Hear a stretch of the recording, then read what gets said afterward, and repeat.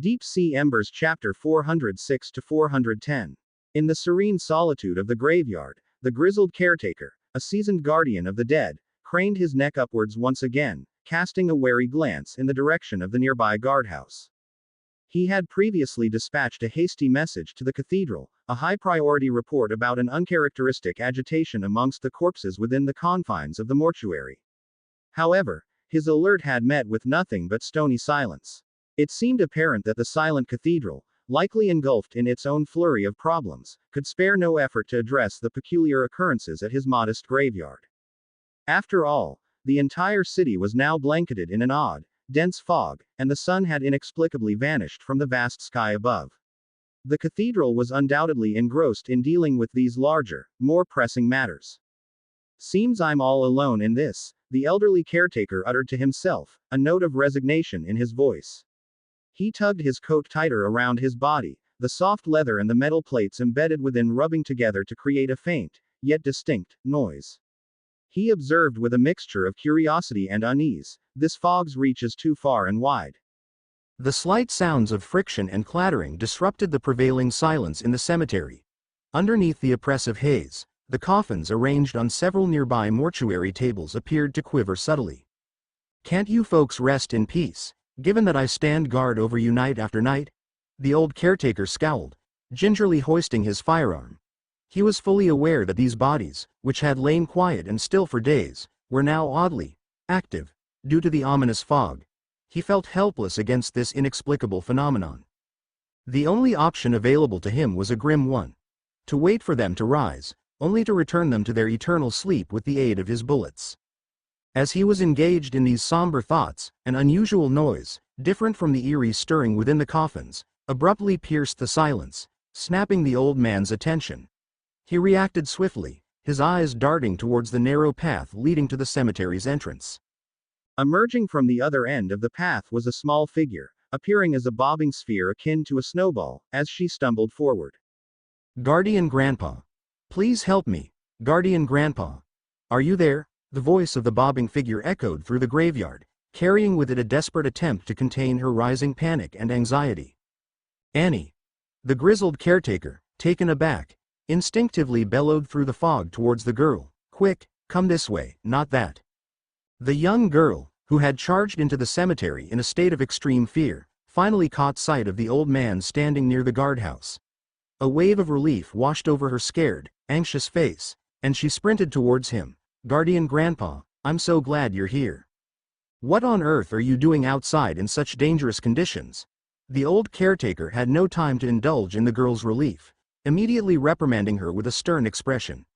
Today was far from an ordinary day. The threat posed by the fog was incomparable to mere slippery streets on a winter's day. "Are you aware that the entire city is under martial law?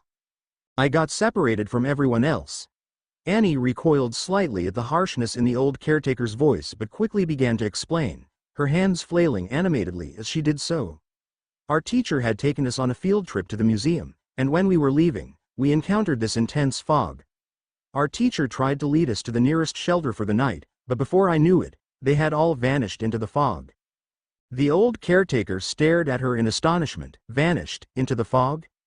"Yes, just like that, vanished in a blink," Annie replied, her voice trembling slightly as she recounted her ordeal. "So I decided to find a place to hide. The museum had closed its doors, and I couldn't find any adults on the streets. All the buildings were locked up tight, and no amount of knocking made anyone answer. Then I remembered what our teacher had said, that if we ever found ourselves in danger, we should seek help from the nearest priest, guardian, or sheriff. The cemetery was closest, and you've always said you were an experienced guardian." The old man's facial expressions cycled through a gamut of emotions as he listened to the young girl's hurried explanation. He realized that he had perhaps been too harsh with her, given their immediate danger. Considering her age, her response was commendably collected. Still, not wanting to appear soft, he held on to his stern demeanor. "So you sought refuge in the cemetery?" Annie nodded her head vigorously. "Yes, people always say that veteran guardians are much stronger than regular ones. But a cemetery is not a safe haven," the old guardian replied solemnly, "especially under such circumstances." Annie seemed to falter. I shouldn't have come here?" "No, There's hardly a better alternative under the current situation. You running around lost in the foggy streets could have potentially ended much worse. The old guardian shook his head. For now, you need to hide. His words were abruptly cut short by an eerie cracking sound nearby. Out of his peripheral vision, he noticed a shadowy figure abruptly rise from the closest mortuary slab. A crude coffin lid was pushed aside forcefully, and a restless arm struggled its way out of it. Then, with an unsettling shuffle, the undead rose to its feet. There was no time to instruct Annie to avert her gaze. The old guardian acted on instinct, lifting his double-barreled shotgun. With a deafening bang, the shaky figure that had just emerged tumbled backwards, thrown off balance, and rolled off the mortuary slab. Annie, a mere child, who had taken refuge behind the old guardian, was rattled by the thunderous report of the shotgun. However, the shock of the gunshot was secondary to the sight that had unfolded in front of her eyes. A corpse had just sprung to life amidst the fog. The small girl was at a loss for words, her finger trembling as she pointed towards the now vacant mortuary slab. Attempting to comfort her, the elderly guardian began, "Don't be afraid, that's just." Volume 3, Chapter 6 of Supernatural discusses this phenomenon. Annie found her voice again, speaking in a rush. "My teacher said that in such situations, we should silently invoke Bartok's name in our hearts, then use an acid branch or a smoked rope to whip the restless ones, and then run as fast as possible to the nearest church for refuge." The old guardian paused, caught off guard by the young girl's torrent of words. After a momentary lapse, he quickly reloaded his shotgun and aimed it at another mortuary slab without so much as turning his head. The loud bang that followed ensured that another restless entity, fresh out of its coffin, was returned to its rightful place of eternal rest. "Your textbooks are different from what we used to have. We didn't study such lessons until high school," he remarked casually. Annie instinctively covered her head, her petite frame shaking slightly under the impact of yet another gunshot. Despite her quick recital of the textbook instructions earlier, her fear and anxiety were intense. "Get inside the guardhouse," the old man commanded, protectively shielding the young girl as he led the way to the guardhouse. He opened the door with his free hand, gently nudging Annie inside. "No matter what happens outside, do not leave this place. As long as you stay put, this little house is as safe as the sanctuary in a church, understand?" Wide-eyed with fear, Annie nodded subconsciously. Her gaze wandered over the eerie fog outside. The mortuary slabs amidst the fog seemed to take on their own life, with shadows slinking between them. Unseen growls reverberated through the cemetery, echoing off of the coffins that were bursting open one after another. Terrifying figures were rising from their resting places, the beds that were supposed to guarantee eternal peace. Having ushered Annie into the cabin and closing the door behind her, the old guardian then turned around to face the horde again, firing yet another shot. The guardhouse was solid and bore protective symbols, but if all the dead within the cemetery rose in unison, this modest shelter may not hold up against such a relentless onslaught. Even if it were to withstand the physical assaults, the psychological trauma that the siege of the dead could inflict may pierce through the shelter's defenses and leave a lasting impact on the young child. Each restless corpse he was able to put down meant a little more safety for Annie. "Lord of Death, I've been retired for a decade," the seasoned guardian mumbled to himself, deftly working the bolt of his shotgun, ejecting the spent shell and loading a fresh one with a spark of resolve flaring in his aged eyes. Almost without having to aim, his eyes instinctively found their next target. With each gunshot, a restless entity was returned to its eternal rest. Gun smoke hung heavy in the air, carrying with it the souls of the departed. The gatekeeper of the other side must be having a field day. I hope they're prepared for an influx of souls checking out earlier than expected. The old guardian's gruff mutterings provided a grim soundtrack to the chaos, his hands never ceasing their relentless dance of reloading and firing. His trusty shotgun sent them on their premature journeys one by one, but still, more restless bodies were rising from the ground. Their increasing numbers momentarily stumped the old guardian. Could the cemetery accommodate such a vast number of bodies? Could all the mortuary slabs combined hold this throng of restless entities? Were they materializing out of the dense fog? Bang! Another loud gunshot echoed, followed closely by a roar that seemed to come from nearby. Without raising his head, the old guardian's left hand instinctively moved towards his chest, retrieving a short sword. The next instant, he had almost teleported a few meters away from the guardhouse. His short sword fell with lightning speed, taking down another restless one, its swollen and distorted head rolling onto the ground. The old man glimpsed downwards, noticing a large eye adorning the head. His astonishment was fleeting. He was already back at the guardhouse's entrance, his gun raised and aimed at another unsteady silhouette looming through the fog. As he pulled the trigger, there was no bang, just the hollow click of an empty barrel.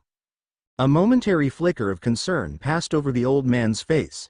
He quickly holstered his short sword and reached for the ammunition pouch at his waist. It was also empty. After a brief pause, the old guardian let out a resigned sigh. "That's all right, the count should be about right." He laid down his now useless shotgun, reaching again for his short sword as he squared up to face the restless ones shuffling towards him from the fog. Then, a soft creaking sound reached his ears, originating from behind him. It was the guardhouse door being cautiously opened. To his astonishment, Annie emerged, her small hands clutching a loaded high-caliber rifle. It was his reserve weapon. Beneath Annie's tiny feet lay several bags and boxes of bullets, varying in size. Scratches scored the floor, a testament to the little girl's strenuous efforts in dragging these hefty items from a corner of the room. "Guardian Grandpa, use this," Annie offered, her small hand trembling slightly under the weight as she handed the high-caliber rifle to the seasoned guardian standing before her. "Will it be of help?" "Yes," the old man affirmed after a moment's hesitation, reaching out to accept the rifle while passing the double-barreled shotgun to the girl. "Load this." Welcome to Fanfic Audiobook, your go-to place for immersive audiobooks.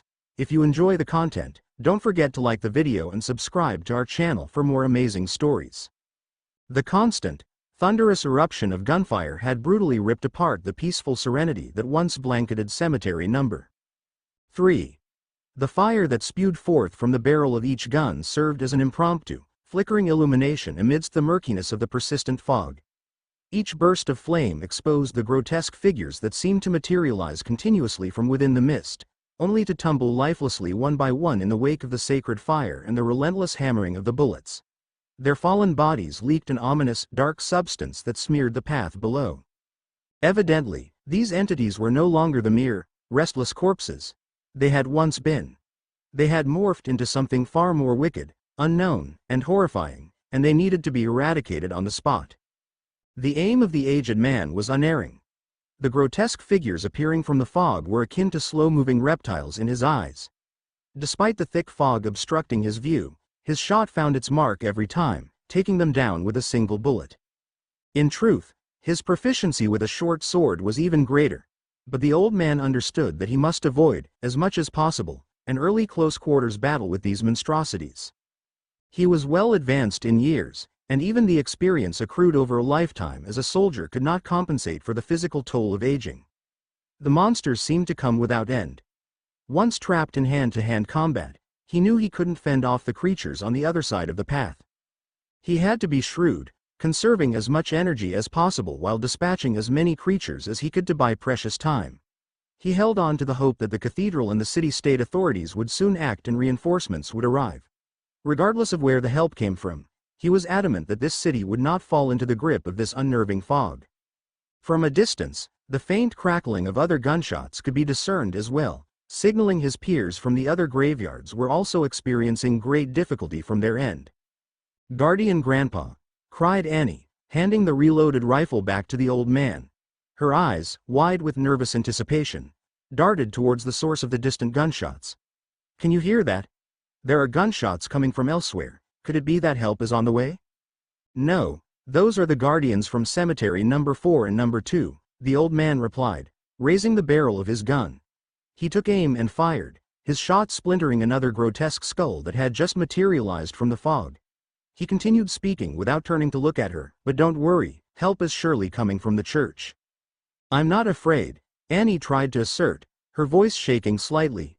The old cemetery guard took notice but chose not to dampen the bravery that the young girl was mustering with all her might. In his eyes, she had already proven herself courageous. "Indeed, you are very brave," he responded, putting on an air of calm despite the trembling of his weary arms.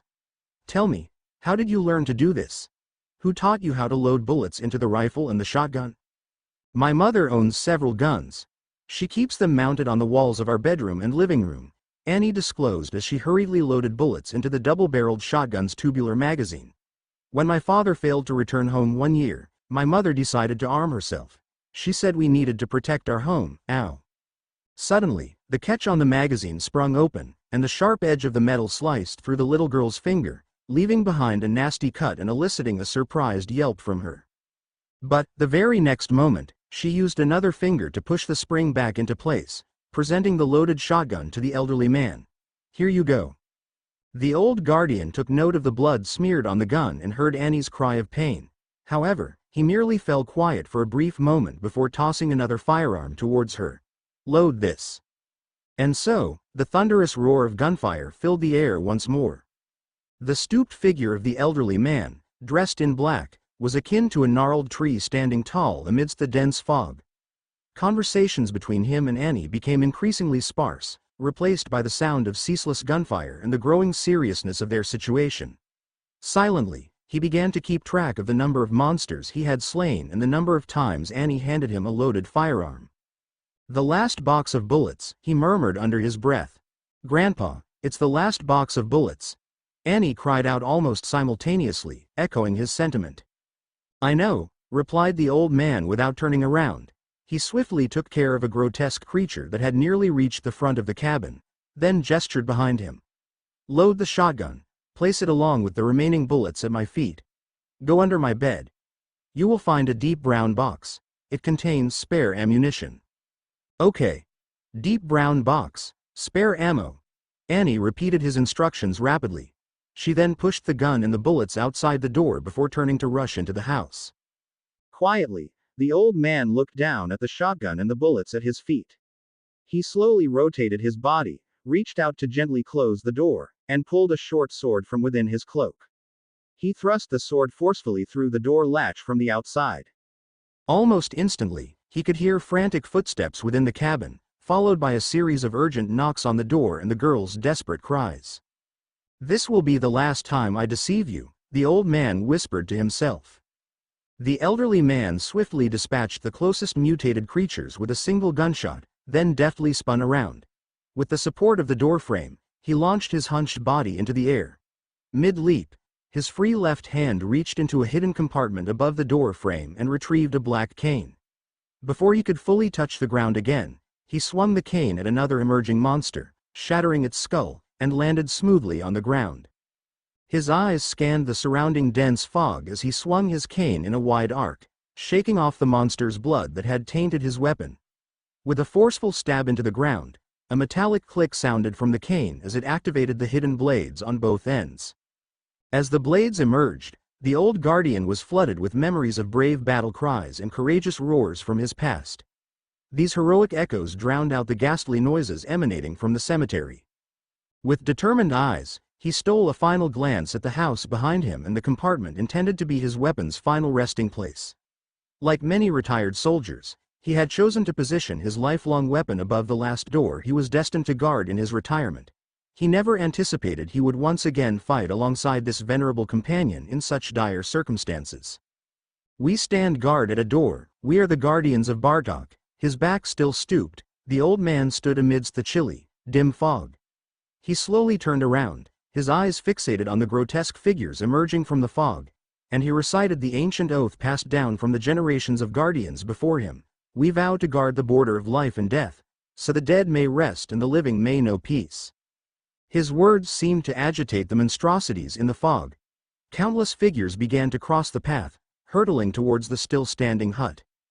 Their advance was met with the old man's relentless gunfire and the symphony of his twin-bladed cane slicing through the air. If you refuse to rest, then I will usher you to it. Sounds of slashing and roaring intertwined with the echoing gunfire from rifles and shotguns, each reverberation shaking the cemetery as the guardian waged his final battle. Inside the guardian's cabin, a small figure, Annie, huddled against the door, her hands cupping her head as she listened to the chaos outside.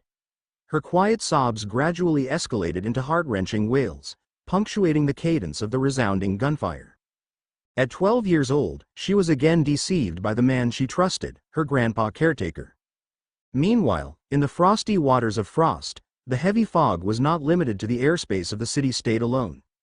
By noon, it had seeped across the near-sea border and enveloped the patrol range of the Mist Fleet.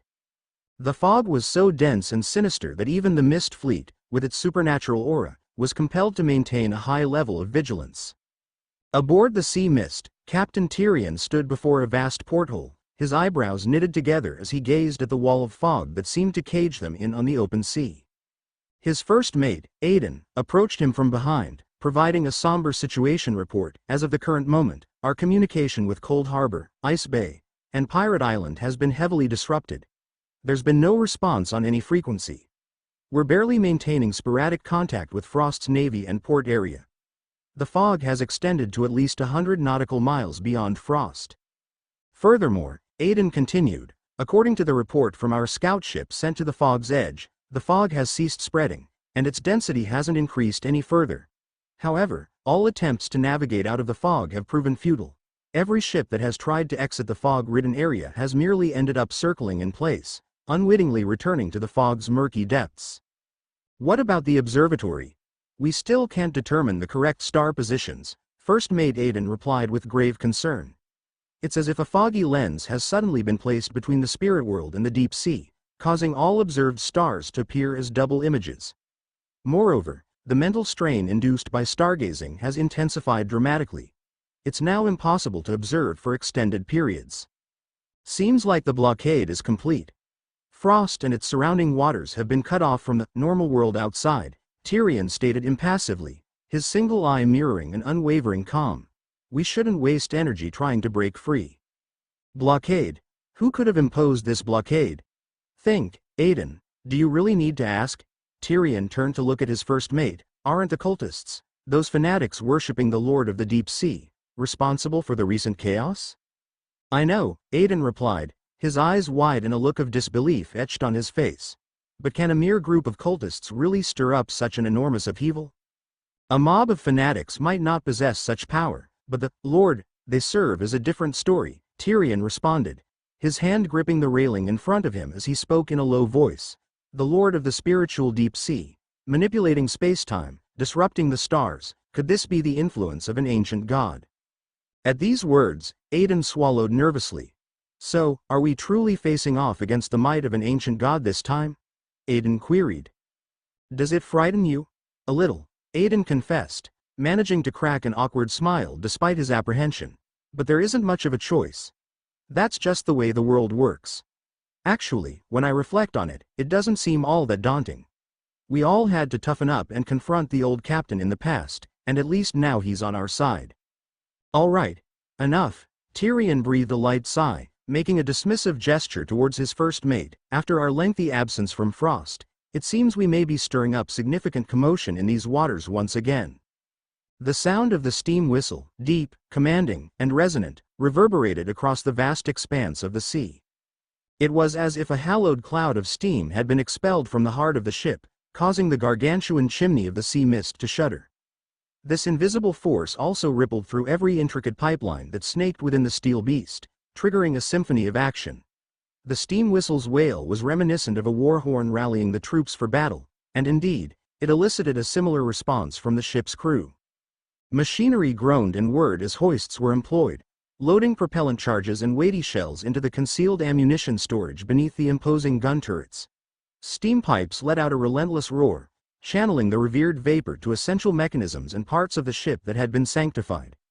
All across the ship, sailors were in motion, swift shadows darting across the decks and through narrow corridors, each man finding his battle station. As the steam whistle sounded again, a small chapel situated at the stern of the sea mist rang out with the clear peal of a bronze bell. This was a symbol of the blessing of the storm goddess, Gomona, casting her divine protection over the intimidating warship, one that many had superstitiously labeled as cursed. The echo of this bell and similar sounds of steam whistles permeated the air from the other main warships of the Mist Fleet. The sonorous tolling of the shipborne church bells mixed with the fog, creating an eerie resonance that seemed to pulse through the misty shroud. So powerful was this symphony of sounds that it seemed to disrupt reality, the thick fog above the sea parting ever so slightly in response. Not too far away, the Frost Navy, conducting a vigilant patrol, sprang into action at the sight and sounds of the mist fleet. Flags were hoisted, lights blinked in coded communication, and the cacophony of steam whistles and church bells bounced back and forth through the foggy curtain that blanketed the sea. A profound shift seemed to occur at this moment. The decades-long rivalry and hostility between the two fleets seemed to dissolve momentarily, replaced by the unsettling anomaly that overshadowed them all. In the face of this peculiar and perilous fog blockade, the Frost Navy, manned by the living, and the Mist Fleet, commanded by the undead, found themselves as unlikely allies. Uncertainty lingered heavily in the air. No one knew when or how the enemy would strike, only that any unfamiliar ship that dared to venture into these waters was a potential threat. Even those deemed friendly ships were treated with suspicion if they failed to respond to any form of communication. Indeed, the sea had become the enemy. The air was thick with tension as all awaited shifts in the fog, new intelligence from the Frost Navy, or any potential orders. Time seemed to crawl in this oppressive weight. Suddenly, amidst this tension, Tyrion, the commander of the Sea Mist, felt an odd sensation. It was as if an unseen presence was observing him, a gaze that didn't seem to emanate from any particular direction. It felt as though the watchful eyes of the past were settled upon him, calm yet unnerving. Caught off guard, Tyrion instinctively lifted his gaze, scanning the bridge of the Sea Mist in search of the origin of this unsettling feeling. First Mate Aidan engaged in earnest discussion with the bosun, their voices murmuring above the ship's din. Meanwhile, the radio operator was intensely engaged in a back and forth with the Frost Navy, conveying precise coordinates and operational details. The elderly priest, donned in a flowing black robe, had swiftly left the confines of the small chapel and was now fervently praying next to the seat of the gunnery chief. His eyes were shut tight, his lips moving quickly over silent prayers. In the thick fog that masked the sea, his spiritual guidance served as the primary beacon for the warship, preparing to face an invisible enemy within the foggy labyrinth. Under these circumstances, Tyrion found himself slipping into a memory trance from half a century ago. It was a time when Her Majesty the Queen had graced this very warship with her presence. The Sea Mist hadn't acquired its aged majesty and was merely an older, weather-beaten vessel. He recalled how the Frost Queen had stood at this very spot near the porthole, her eyes filled with a longing gaze as they swept across the expansive sea. From that position, she had ordered the departure of the Mist Fleet from Frost before the rebellion took place. In the here and now, that specter of the past slowly turned her head in his recollection, delivering a command in his mind that differed from the one of the past. Tyrion, defend Frost. Half a century later, the second directive finally arrived. Startled out of his reminiscence, Tyrion's heart pounded with an alarming intensity. His eyes stung as though some raw truth had seared them. His mind was filled with an echoing noise. He barely had time to contemplate if what he had witnessed was merely a mental illusion when the shrill sound of an alarm pierced through his thoughts on the bridge. In the clamor of the alarm, he caught a glimpse of the distant sea. Through the fog that swirled like a living entity, the massive silhouette of a ship began to materialize, as though the sea was giving birth to a phantom from the depths of the past. The phantom's masts stood erect, imposingly tall. Its antiquated chimney structure resembled coral flourishing on the back of a colossal sea creature. It was slowly maneuvering, plotting a course towards the flank of the Mist Fleet. It was so near that it didn't even require the priest's spiritual guidance. Visual on unknown unit, silhouette identification, third-party ship, the observer's voice cut through the commotion. Fire. Tyrion's command was as chilly and commanding as an iceberg as he retreated back to his captain's seat. Everything that emerges on this sea, barring the ships already identified, is an enemy. Suddenly, the air was filled with the roar of cannons and the explosive sound of thunder.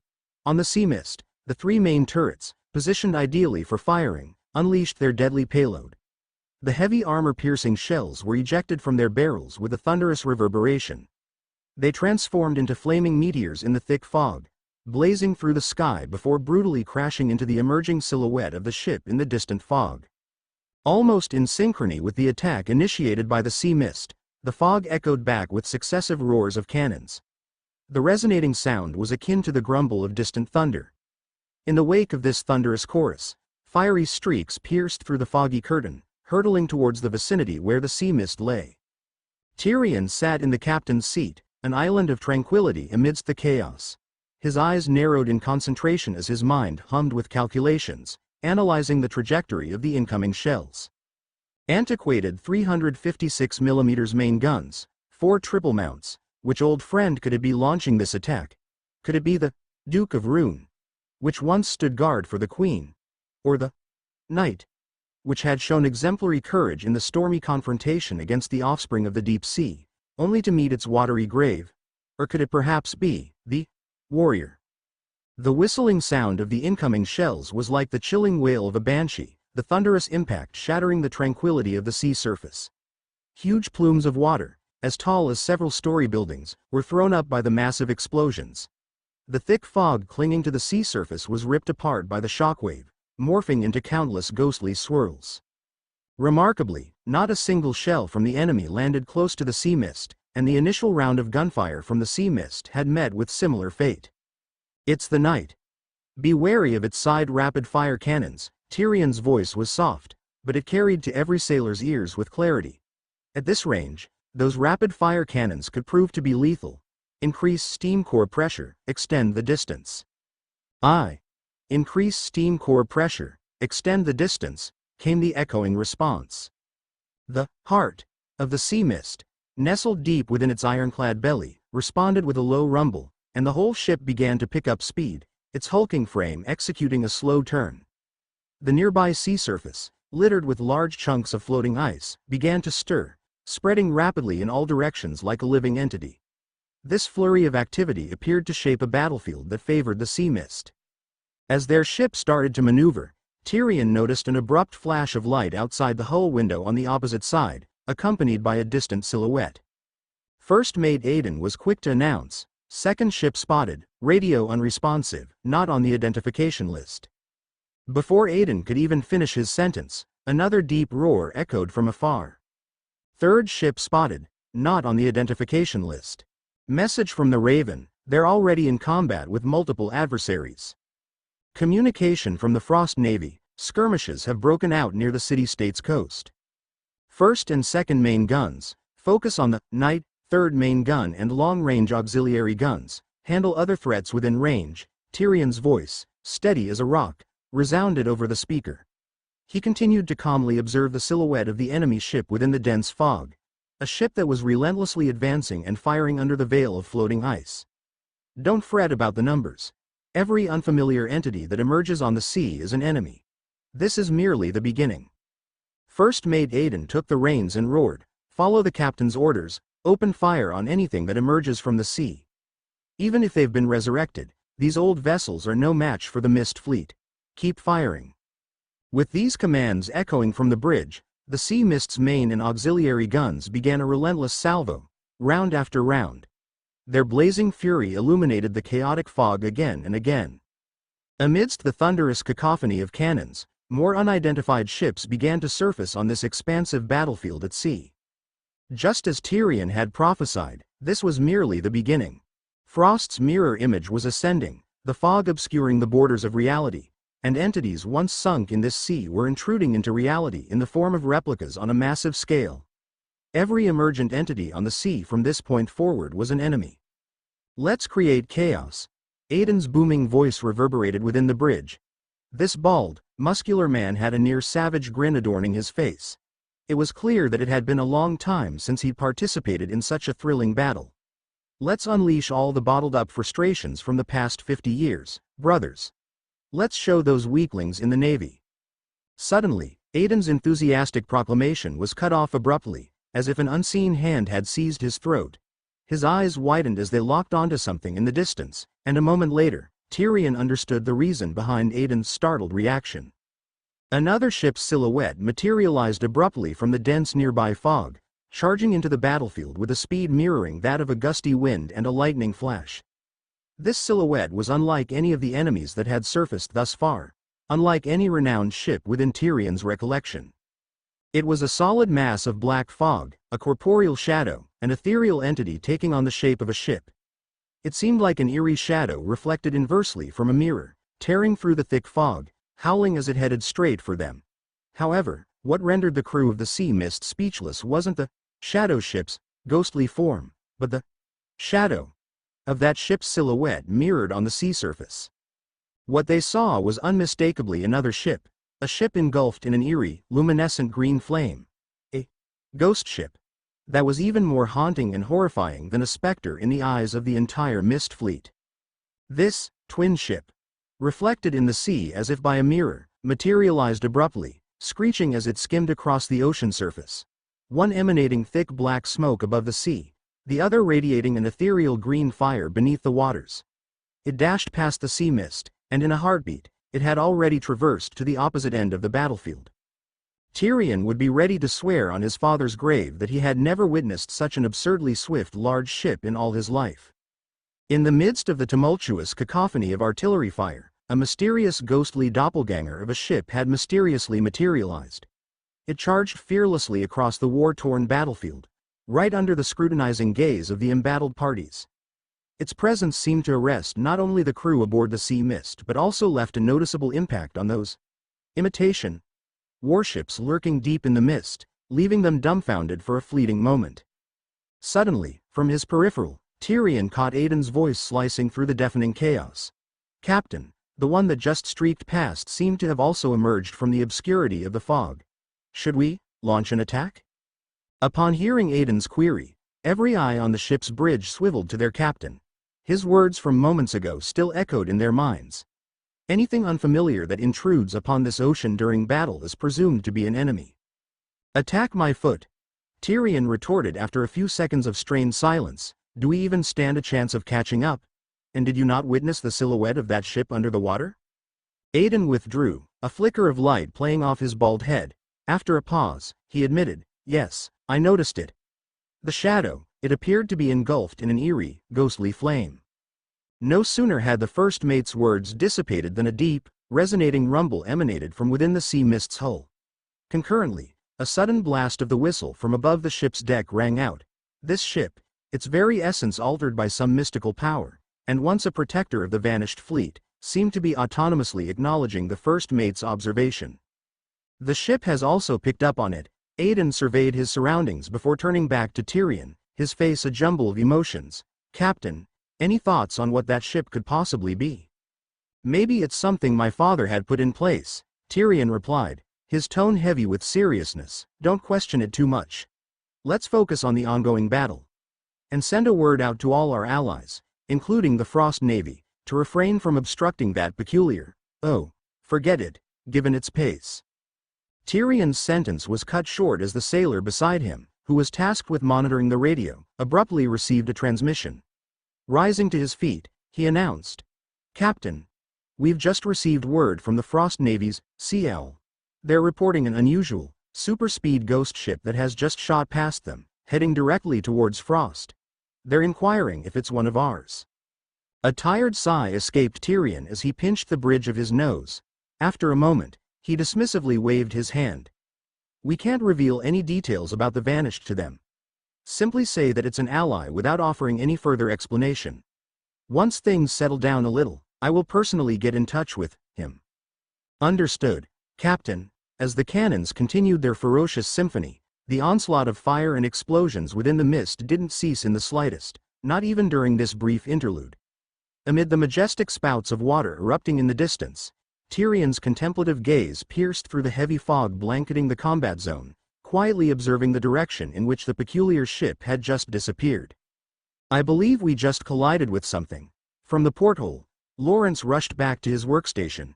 He loudly addressed a small mirror placed on his desk, his gaze anxiously darting back and forth between the mirror and the ominous view outside. The sea beyond the porthole, shrouded in darkness and haze, seemed to be teeming with countless shadowy, intangible entities bobbing on the surface, rendering it nearly impossible to distinguish between reality and illusion. And amongst these phantom images, the White Oak was speeding its way. Black fog roiled within the mirror, and emerging from the gloom was a female adventurer clad in a captain's uniform.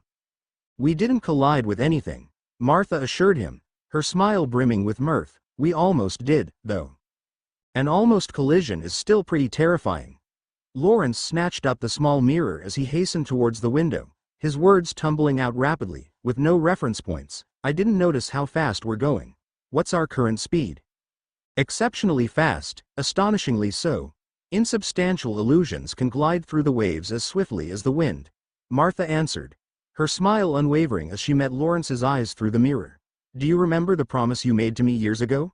You said you wished to transform the White Oak and Black Oak into the finest vanguard exploration ships, and then, together with me, sweep across the sea like the wind. My love, we are currently at a 7 or 8. That was a figure of speech. A figure of speech. A spark of panic flickered in Lawrence's eyes. Just as he was about to retort, another colossal illusion nearly skimmed past his porthole. This illusion boasted a towering bridge and distant-pointing gun turrets, embroiled in a battle with adversaries in another realm. The White Oak Black Oak seemed to have barely whizzed past its primary cannon.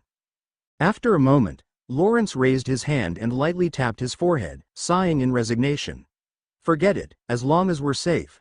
What's the current situation outside? We're navigating through the war zone, Martha replied, her tone steady. War zone? Who's in conflict? Martha pivoted her gaze in the mirror, seemingly surveying her surroundings. After a brief pause, she returned her attention to Lawrence. In the tangible world, it's the Frost Navy. They're combating the renowned Mist Fleet. Their opponents are the illusory duplicates that have transitioned from the mirror realm into the real world. A weighty unease lodged itself within Lawrence's chest, his facial features pulling into a grim mask. Has the end time arrived? It appears so, Martha answered in a gentle tone. The mirror world is beginning to intersect with the real one. The final antiphase process is now underway. So soon? I thought you mentioned this process wouldn't kick off prematurely? I could only estimate loosely, Lawrence. Ever since our departure from the counterfeit fleet, my connection with this mirrored dimension has been diminishing rapidly. I'm unsure of the precise occurrence, but evidently, someone has intentionally hastened the mirror's antiphase process. Lawrence fell silent for a moment, and his gaze was affixed on the nebulous, tumultuous sea outside and the unending parade of illusionary shadows. After a pause, he abruptly queried, are we still navigating through the mirrored sea? Yes, we remain ensnared within this mirror realm, Martha confirmed with a nod, but the boundary between the mirror world and reality is rapidly fading. We are running short on time. What will occur once the antiphase process completes? Lawrence pressed further. When a city-state morphs into a spawning ground for the advent of ancient deities, what do you presume would happen? Martha replied with an equanimity that contrasted sharply with her words. Subconsciously, Lawrence began to knead his temples. Damn it! How far are we from reaching Frost? We're almost there, Martha indicated outside the window by raising her hand within the mirror. From my side, I can already discern the glow of the port area. An astounding number of ships, spanning half a century's worth of wrecks, alongside countless duplicates, are converging in the surrounding sea. However, they seem to be disregarding the Black Oak, at least for the time being. Seriousness etched deeply into his features. Lawrence nodded. He picked up the mirror he used to converse with Martha, swung open the door, and exited his captain's quarters. As he made his way towards the bridge, he questioned in a grave tone, what do you need me to do once we dock at Frost? Locate their stronghold. The energy employed to create and sustain this mirror realm is nestled deep within Frost. I can perceive its approximate location. Martha's perpetual smile faded into a solemn expression as she locked gazes with Lawrence, her tone adopting a particularly serious quality, and as soon as you commence the search, the counterfeits surrounding the city-state are likely to react right away. I'll devise a strategy to keep them at bay. Can the Black Oak and White Oak manage to fend them off single-handedly? You mentioned earlier that a vast number of ships are congregating. We are part of the vanished fleet, Lawrence. Martha's lips curled into a small, reassuring smile, and besides, we are not the sole participants in this conflict. Grasping her implications, Lawrence looked contemplatively out of the window where those shadowy ships continued their battle on the distant waters.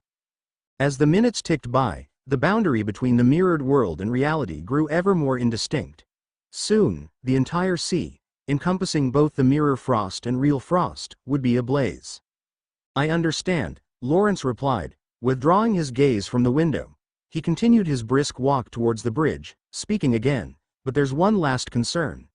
I can guide the team into Frost, but how do we handle that entity, embedded deep within the city-state? If it's truly an ancient god, or a fragment of one as you've suggested, then our conventional weaponry may prove ineffective. He had reached the bridge by now. Taking a deep breath to steady his nerves, Lawrence pushed the door open. His first mate, second mate, the ship's pastor, and his crew, all were waiting for him there. Also present was the peculiar anomaly 077 sailor. This mummified figure had somehow acquired a crew hat from the white oak, which now sat atop its head, and was sitting upright in a chair, observing the rest of the crew's activities with an almost childlike curiosity. Approaching them, Lawrence was met with salutes from his crew. Martha's voice drifted out from the mirror. "You will receive assistance." In the process of returning his crew's salutes, Lawrence's attention was caught by Martha's words. Surprised, he glanced at Martha in the mirror. "Assistance?" "Yes, assistance. They have been battling within the depths of this mirrored world for many years, seeking to penetrate the doorway to the city-state's core, yet they've never managed to succeed. Find them. There will be no need to explain your purpose. They will naturally provide you with support, most likely." "Most likely? I can't guarantee it because I'm unsure about their true nature or their capacity to communicate with humans. Lawrence, even though I've spent numerous years here, my freedom has been significantly curtailed." "All right, I understand," Lawrence sighed. "Before curiosity took over, I assumed we were the sole ones combating the counterfeits in this area. I didn't expect there were others. Who are they?" "They refer to themselves as the Queen's Guard." The steady rhythm of the switch being repeatedly activated echoed persistently throughout the secret chamber. The metallic springs in its mechanism hummed in harmony as they alternately connected and disconnected, creating an orchestration of industrial music. Here, an antenna, cleverly disguised as a weather vane, was responsible for transmitting the coded messages into the vast expanse of the skies. Messages from the mist fleet were then returned to this chamber, where they were translated into the rhythmic clatter of relays and a complex pattern of punctures on a strip of paper tape. Nemo, the room's single occupant, was stationed at the table. He was donning a set of headphones that made him look like a vintage DJ, his fingers tapping an impatient beat on the tabletop as he strained to decipher the sounds vibrating within his ear canals. Standing next to him was a young woman, her attire identifying her as a waitress, but her focused gaze on the freshly punched paper tape suggested her role was far more significant. As the rhythmic cacophony of mechanical sounds began to wane, Nemo removed his headphones. He leaned back into his chair, fingers gently massaging the bridge of his nose as he let out a long, audible sigh. "Captain Tyrion has already engaged the ominous fleet that's materialized from the shrouded fog. The situation with the Frost Navy is still unclear, but from what we can ascertain, it isn't looking too optimistic." The waitress-turned-intelligence operative spoke, her voice an anxious whisper as she held onto the paper tape. "The city, however, has been oddly silent. There's been no communication whatsoever. The dense fog has effectively severed all civilian news channels. Even if the people living along the coast hear the distant rumble of cannon fire, they won't have the faintest clue about the true nature of the events unfolding. And the city officials have their hands full trying to maintain order within the city limits. The last thing they need right now is a wave of panic," Nemo said, his fingers pressing into his forehead as if to soothe a burgeoning headache. "What about outside? And how's the situation in the store?" "The sheriff station has imposed martial law across the city. The streets are eerily quiet, but there were some distant sounds of gunfire earlier. 2 steam-powered walkers were seen speeding past the intersection of Oak Street, heading north," she reported. "As for the store, we're doing okay for now. We have enough fuel to keep the lights on, but..." She hesitated, causing Nemo to prompt her. "But? We have more than a dozen guests trapped here because of the fog. The streets are blocked off, and the emergency shelters are already filled to the brim. They have nowhere else to go. If things continue like this, it's inevitable that fear and panic will start spreading among them. We can't just throw them out onto the streets. The pub is their temporary refuge. Besides, if we were to start forcing people out, it's bound to attract unwanted attention from both the sheriff's deputies and the church." Nemo responded, shaking his head. "I'll go up to the roof and assess the situation myself soon." Before the discussion could continue, a muffled voice suddenly emerged from a corner of the room, adding to their worry. Charge again, they've breached, reinforcements have arrived." Nemo's brow crinkled instantly as his attention was drawn towards the disturbance in the room. He rose swiftly from his seat, driven by the urgency of the unexpected interruption. In the corner of the room was a modest bed, on which lay a disheveled elderly man looking rather bewildered. His body language was a testament to his confusion, his stooped posture and a tightly clenched grip around a large wrench, an odd possession for someone in his situation, making him appear somewhat unsettled. Old Gramps, Nemo addressed the elderly man in a soothing tone, making his way over to the bed. He gently placed a comforting hand on the old man's shoulder. Did you have a bad dream? In response to Nemo's reassuring touch, the old man gripping the hefty wrench slowly opened his eyes. After a few moments of disoriented gaze, he managed to find his voice. Who are you? I'm Nemo, Nemo Wilkins responded, his facial expression a complex mixture of surprise and concern. What were you dreaming about? Nemo. Ah, Nemo, I remember now. You're the fresh recruit from the Queen's Guard. Greetings, I'm the pipe engineer of the Second Waterway. Dream. No, I wasn't dreaming. I simply drifted off. What time is it now? Is it time for my shift to inspect the power pipes? It's already the afternoon. Nemo dismissed his concern with a shake of his head. Don't worry about the power pipes for now. We've had to pull back from there for the time being. No place is safe currently. We have to stay put at the base and wait for further instructions. Admiral Tyrion gave those orders himself. Admiral Tyrion, the elderly man looked momentarily puzzled before he seemed to snap back to his senses. He quickly rose from his bed, his voice firm and determined. Yes. Engineer Wilson acknowledges the order, we'll stay put at the base. Nemo's face was an array of emotions, but he slowly straightened himself, returning the old man's salute with respect. He then turned his gaze towards the young woman in the waitress uniform. Stay with him, keep an eye on him. I'm going to the roof to get a better understanding of our situation. With his instructions clearly given, Nemo left the secret chamber, making his way back to the surface pub through the concealed underground tunnel. The atmosphere in the Golden Flute pub was heavy with tension. The guests stranded within the establishment due to the impenetrable fog, the clerks busy with their duties, and the waitstaff. All were intensely observing the exterior situation through the large display window, where the only visible sight was the blanket of thick fog and the faint outline of streets swallowed by it. The city's gas lamps had been lit much earlier than usual, but their artificial glow was barely successful in piercing through the darkness veiled by the eerie fog, falling short of restoring any semblance of normality to the chaos outside. The dim orbs of light bobbed in the dense fog like loose duckweed, giving the impression of a series of floating eyes above the silent streets. Emerging from the kitchen entrance, Nemo positioned himself by the pub's counter, his eyes scanning the room. What's the current situation? He asked the clerk behind the counter, his voice barely a whisper. Everyone's quite anxious right now. We've lost both communication and transport links with the neighboring districts, leaving us in the dark about what's happening elsewhere, the young clerk confided in a soft whisper. However, the good news is that, despite the mounting tension, no one has attempted to escape. Nobody wants to take their chances in the fog right now. Nemo offered a discreet nod in agreement. If anyone does decide to be that reckless, don't stop them, let them go. But make it clear that once they step outside, even if they just flirt with the fog for a moment, they won't be allowed back in. From now on, this is a one-way door. We can't take the risk of allowing anything that might have been tainted by the fog to re-enter. The young clerk's throat bobbed as he swallowed nervously, his eyes wide with understanding. He nodded his agreement earnestly. Yes, manager. Their quiet conversation was suddenly interrupted by an unfamiliar droning sound emanating from the street outside. It was reminiscent of some large machine springing to life, intermingled with the unmistakable clatter of heavy gears plodding along the cobbled street. The sudden auditory intrusion left the pub's patrons visibly rattled. Emboldened by curiosity, a few edged closer to the window, their eyes anxiously surveying the activities unfolding on the fog-enveloped street. As the red lights flickering in the distance caught their eye, hushed exclamations began to ripple through the crowd. Steam walkers, more walkers are on the move. Nemo, too, was drawn towards the window, but he had only taken a few steps when the odd humming sound from outside suddenly intensified.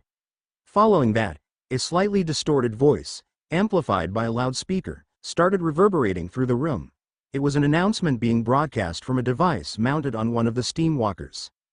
Attention, citizens. Governor Winston, in partnership with our esteemed church leaders, is doing everything in his power to restore peace and order in our city-state. We are currently dealing with an unexplained phenomenon. An important reminder for everyone. Please stay indoors or seek refuge in safe shelters. For your own safety, maintain a safe distance from any objects that could produce a reflective surface. This includes mirrors, bodies of water, and polished metals. Let me reiterate, steer clear of anything that might produce a mirror-like reflection. If you come across someone exhibiting strange behavior, retreat immediately to a safe, isolated spot. If possible, alert your shelter's designated official, a nearby protector, or law enforcement. Do not confront suspicious individuals on your own. Your personal safety and isolation should be your primary concern. If you start feeling unwell, quickly isolate yourself in a safe place and limit contact with others. These precautionary guidelines are being issued by Governor Winston in collaboration with our specialist advisor on supernatural phenomena. Citizens, stay alert. As the broadcast began to taper off, the red alert light on the steamwalker started to dim, both disappearing gradually into the dense fog. Nemo lifted his gaze, his vision met with a sea of apprehensive and fearful faces, each of them waiting in anticipation for his command. Fetch the coverings. He instructed his staff, his voice authoritative yet calm. Ensure every glass countertop and mirror is blanketed. The inhabitants of the city-state swiftly responded to his directive. They demonstrated a solid understanding of emergency procedures, coupled with emotional strength, both of which were necessary for self-preservation in the face of an otherworldly crisis. The shop staff hurriedly gathered the protective dust covers, usually draped over merchandise after the store's closing hours. The customers who remained within the store's confines eagerly lent a hand, methodically shielding any objects that bore a reflective surface. The same hectic yet organized chaos was unfolding throughout the entirety of Frost as the terror induced by the creeping haze engulfed the city-state. Meanwhile, within the heart of this thick fog, a figure was making her way back to the cathedral. Agatha returned to find Bishop Ivan in the attached building, where he was resting after fulfilling his religious duties. Bishop Ivan was not in his regular attire, a spirit coffin. Today, he was adorned in his grand bishop's vestments, covering his mummified body. It had been quite some time since Agatha had last seen him in such grandeur.